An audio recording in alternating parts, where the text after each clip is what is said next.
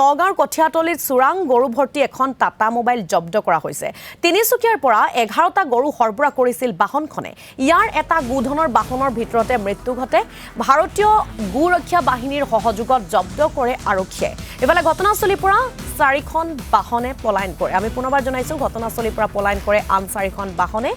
গোধনৰ বাহনৰ ভিতৰতে মৃত্যু ঘটে। এটা গোধনৰ বাহনৰ ভিতৰতে মৃত্যু ঘটে আৰু নগাঁৱৰ কঠিয়াতলিতে চোৰাং গৰু ভৰ্তি এখন টাটা মোবাইল জব্দ কৰা হৈছে।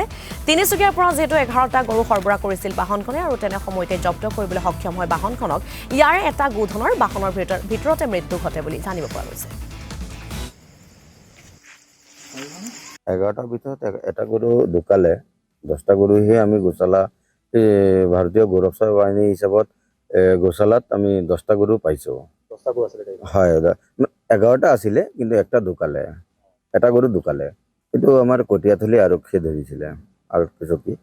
আজি অনুমানিক মই কৈ আছোঁ প্ৰায় ধৰক 11:30 12টা বজাত।